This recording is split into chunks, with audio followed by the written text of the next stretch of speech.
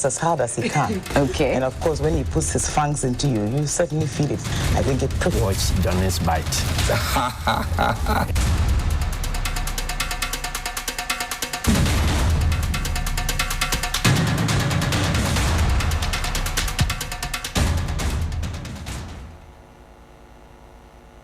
You know, I've watched you. Sometimes our people disagree with you, but I mean, I understand some of your approach. I mean, sometimes we take a hard bite. It helps us as politicians. Nowadays, when I listen to you, I even panic. Why? Maybe, hey, Why do you panic? the way you, Papa, you know Papa. Figuratively, he bites as hard as he can. Okay. And of course, when he puts his fangs into you, you certainly feel it. I think it pretty. Watch Johnny's bite.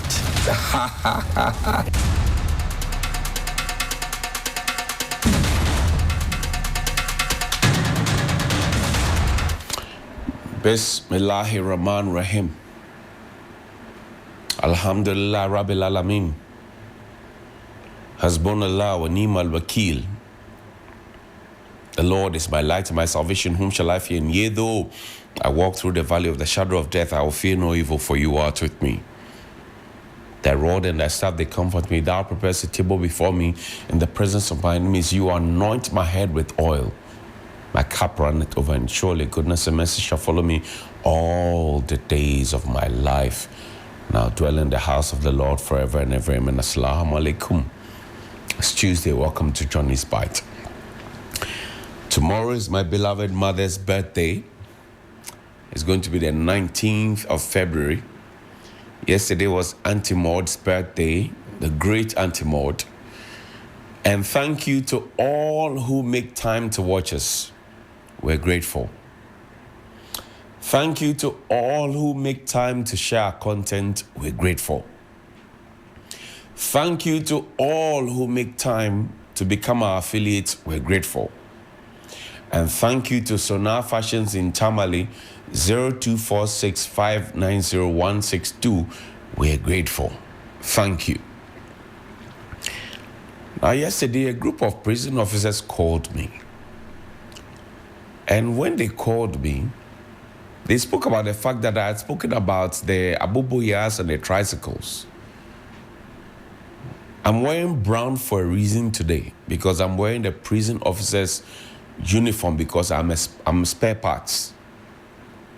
They called me and they said they want a gentleman to be the council chair of the prisons council.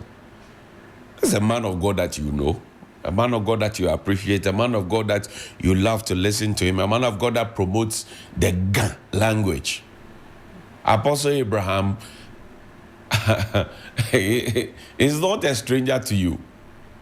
They said they want him to be the council chair of the prisons council, a post that Reverend Stephen Wingham had held before.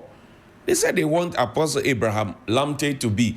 And I chose this picture because they want him. They say he served with the prison's service. I didn't know.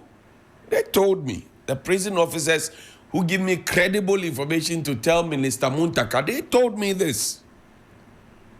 They said they want him to serve, to be their chairman of the council.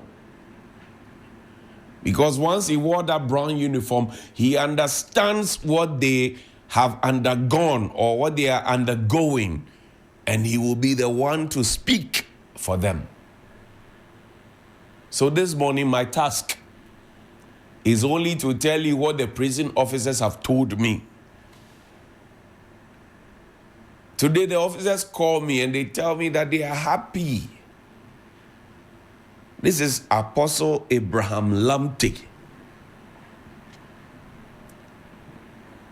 And they tell me that they want him to be the chairman of the prisons council. So, Mr. President, I'm submitting him to you. You take the decision. But this is what the prison officers are saying. And yesterday, come to me. Yesterday, I spoke to the Minister for Interior, the Interior, Minister Muntaka. I spoke to him and I told him, Mr. Minister, when you go and meet the officers, do not listen to the senior ranks. No.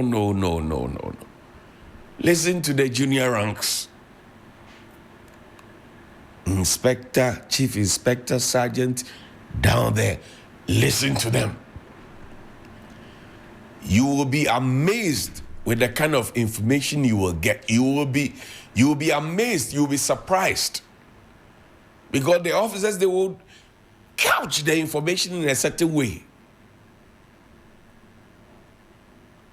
My wife asked me this morning when I was waking up and coming to work, because a very useless so-called security company says they want to provide security for me. I was looking through the CCTV cameras and somebody took my phone around 3 a.m. A very useless security company, and they have to pay for it. A very, very useless security company. And my wife was still wondering how I could gather myself and come to work. I said, my service is to God and country. It's not to me. It's not to me. It's to God and country. It's not to me. It is not to me. It is to God and country. Not to me. But the security company, they have to pay, because how do you bring sleepy old men to come and say you are providing security when I can wake up at 1, wake up at 3, wake up at 4 and still monitor and survey? How? Now the OSP is looking for somebody. Let's help the OSP to find the person. In fact, it's a Yoko, not OSP. Economic and Organized Crime Office of the Republic of Ghana, Vigilance and Integrity. They said the named person, Naira Sabla, is wanted by the Economic and Organized Crime Office for the alleged offenses of fraud and money laundering.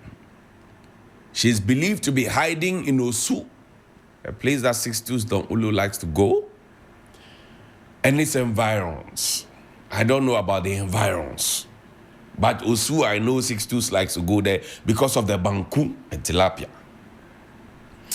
Any persons with information on the said Naira Sabla should contact Iyoko head office located adjacent Old Parliament House, Barnes Road, Accra. Any of our, I don't know, the numbers are there. You call. So we are looking for the lady. There's another notice from, you know who. Put that up. Let's find the person.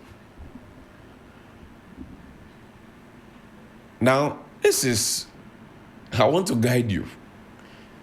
A suspect cannot stand without trial. Once charged, the suspect becomes an accused person. A suspect cannot be charged or prosecuted without first being arrested. A person cannot be charged or prosecuted without first being arrested. I just came to give you information. Now, yesterday I played an Aboboya video for you. I want to play it for you again.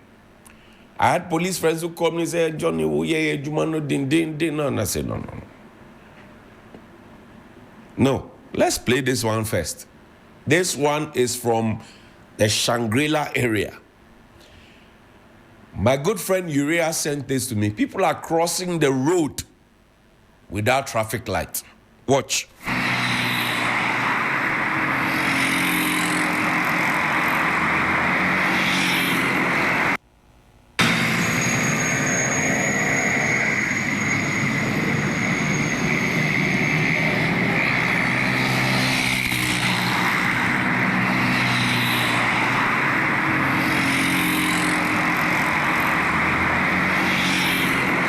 This is Shangri-La area.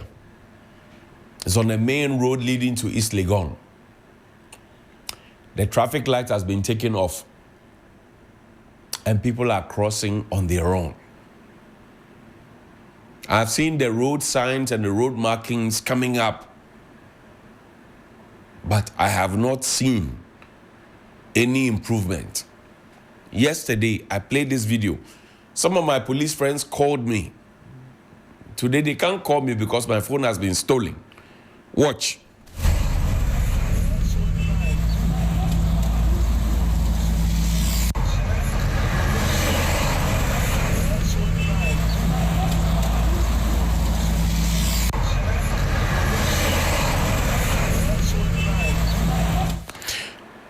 This happened yesterday around 4 a.m.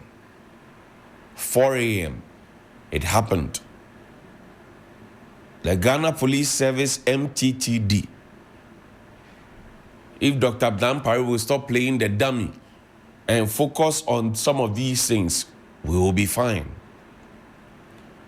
I still see 2024 DV plates driving on our roads. I've spoken to my brother Nikwe, who tells me that some of them are fake and that they are trying to put, QR codes and insignia on them so that people will not use them. But it is happening. People are still driving with fake DV plates. I've seen them. Oh no, I've seen them. Have you not seen them? You have seen them. So why are you pretending that you haven't seen them? You have seen them. Yes, they are there on our streets. If they hit you for no reason. And you'll be in trouble for no reason. They have hit you. Now, this morning, I want to talk to you about the PTA. Play that video for me, please. Accept it as a wake-up call. He is urging government and the states that when we promise free, which the free will mean investment in infrastructure, investment in textbooks and exercise books, investment in the quality of teachers. He assures me again that he would invest in motivating teachers in this particular area to give their best to our young people. I am particularly happy to announce that PTAs will be introduced back into the management of education under the presidency of Excellency Dr. Mahama to work for parents and teachers to work together to improve learning outcomes in our educational institutions. I accept it as a wake-up call. He is urging government and the states that when we promise free, which the free will mean investment in infrastructure, investment in textbooks and exercise books, investment in the quality of teachers. He assures me again that he would invest in motivating teachers in this particular area to give their best to our young people. I am particularly happy to announce that PTAs will be introduced back into the management of education under the presidency of Excellency Dr. Mahama to work for parents and teachers to work together to improve learning outcomes in our educational institutions and for PTAs to support our educational institutions. I accept it as a wake-up call. He is urging government. So PTAs are back. I don't know what manner of people were at the education ministry and the GES who decided that we will send our children to school, but PTAs will be a thing of the past. I don't know. I still want to understand. The same people who complain, and I'll play that video again, so that their intended strike on Thursday, when they go on strike, we'll see them for the people that they are. How unprincipled that they are, we will see them. They kept quiet and saw PTAs abolished. They kept quiet. We all know the essence of PTAs, Parent-teacher association, we all know the essence. Nobody has to rewrite the rules. We know that it's parents and teachers who take care of the children. We all know. How did they shut up about that? And suddenly they want to congregate in terms of CLOSAC and talk about somebody who has been appointed at birth and death registry. If our education who bang, if our local governance who bang. Somebody came. He even said that you have junior or opinion and things in your name. Somebody should extrapolate that. Somebody came, a certain Mr. Amuzu. He struck all of those ones out. Did they say anything about that? No. Did they mention anything? No, they didn't. They kept quiet about it. Suddenly, and those same people have been at various positions for a very, very long time. Look, play that video for me again. Of teaching with the gentleman who has been appointed is qualified as a banking officer, have done some small stints of teaching with Kumasi Polytechnic those days. When the minister was appointed as minister, he became a special assistant to the minister and do not have any credentials or qualification to be Director General of the Ghana Education Service. If a teacher goes to do something about finance and banking, the teacher is told that you did not do any course related to education, and so you will not be accepted. And those certificates are not accepted in education. And so if the person being appointed today has background in banking and is coming to head the very service where teachers went to do the same course and they were rejected, then those teachers whose certificates were rejected, we owe them an apology. If you want to give us a banker as a Director General of Ghana Education Service, it's unfortunate because Bank of Ghana is there. Bank of Ghana is there. Ministry of Finance is there. In fact, they need more people in this sector because currently that sector, we all know what is happening. The leadership has called for his removal without delay. We are calling for his removal. He is not qualified to be Director General of the Ghana Education Service. Right. And his presence will not motivate professionals who have been in this service for more than 20 to 30 years and have risen to higher rank within the Ghana Education Service. We have difficulty, particularly the tone of the letter that says that is the set of skills are not needed. And the minister must come clear on this particular thing. We want to know the set of skills that Dr. Eric Nkansa is bringing on board that Prof doesn't have. We want to know. We are not even happy with the removal of Professor Kwesi Opoku-Amankwah. In fact, Professor Kwesi Opoku-Amankwah is a round peg in a round hole. He fits the job. He is somebody that have gone through the entire educational ladder. He has been trained from the enviable Wesley College of Education. He's taught at the primary, JHS, SHS, tertiary. He has a PhD in education. So you remove somebody like this as a Director General, then the ministry decides to go and bring a Goro boy at the ministry as the Director General of Ghana Education Service. Why should the ministry do that? Tomorrow, I'll play this video again so that the people that you call as members of CLOSAG, whatever, you will see them for who they are. Oh, tomorrow I'll play that video again. In the meantime, put Reverend Abraham Lamte's photo on the TV. The prison officers say that the buses that they have not been given, the old buses that they have, are not able to carry staff to work, but they carry relatives of senior officers to funerals and other places, and they're asking why. If Reverend Abraham Lamte, who has served with the prison service before, he's made council chair, I'm not sure he will countenance that. Take his photo off. Play me the video. This country is in serious trouble, ladies and gentlemen. We are in serious trouble. We need to rescue this country, ladies and gentlemen. The presidency has been so depraved, so muddy, so dirty, that I tell you in all sincerity as a Ghanaian, that I feel terribly sad today as a Ghanaian. We need to rescue this country. Wallahi, inshallah. Please don't cry. We shall rescue our country.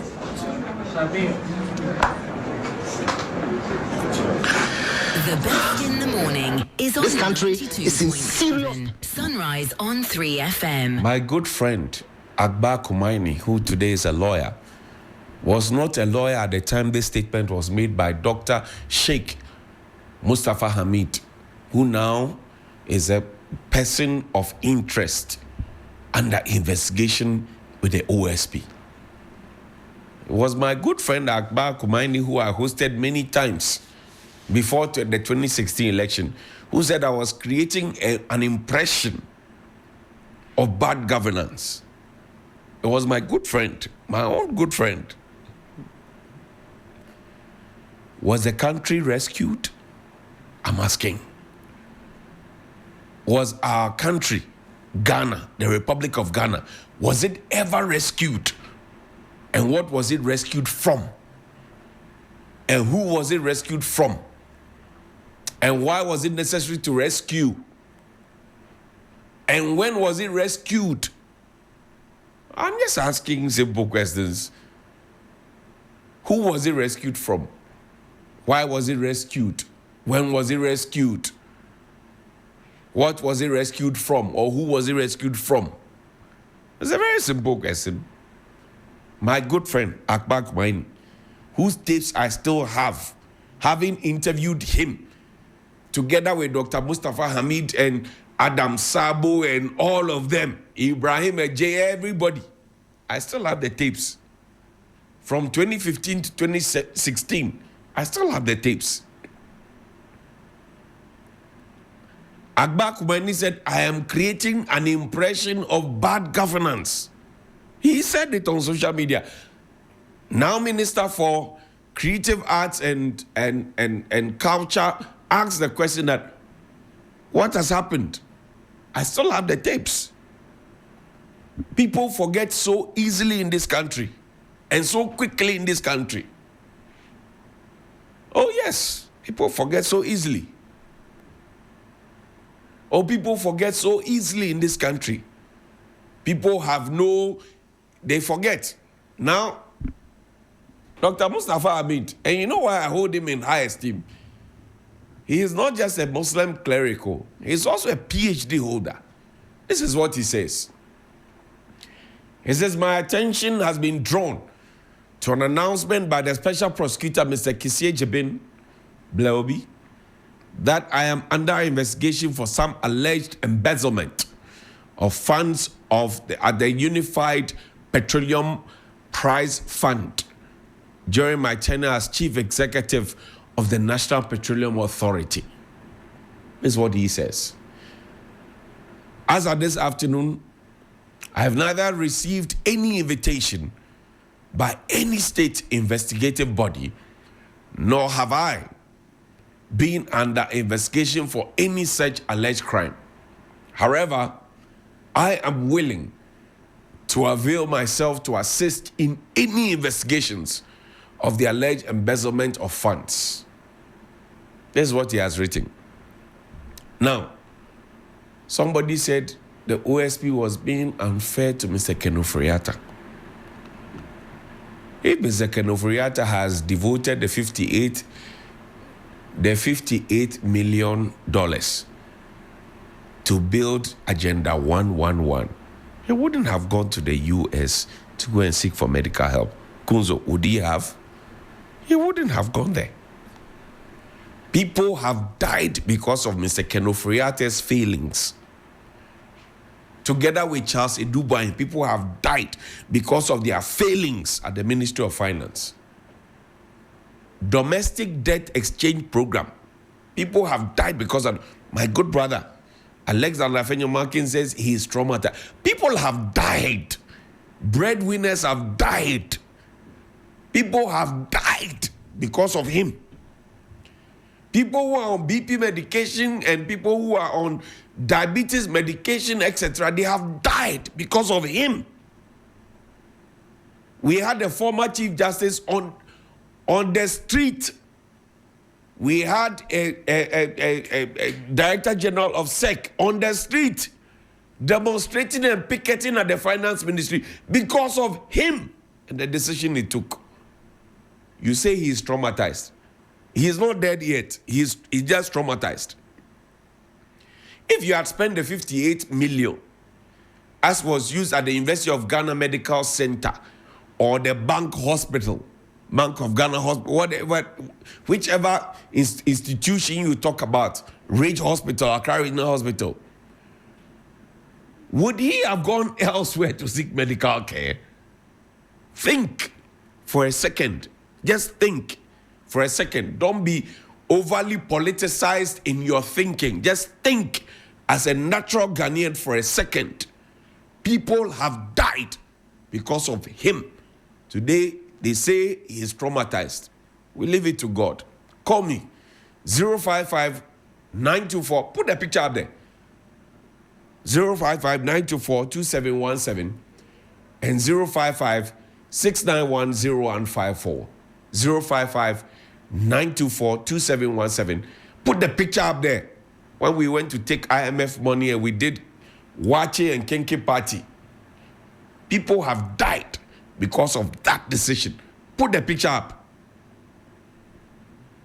People have died. Call me. 055-924-2717 and 055-691-0154.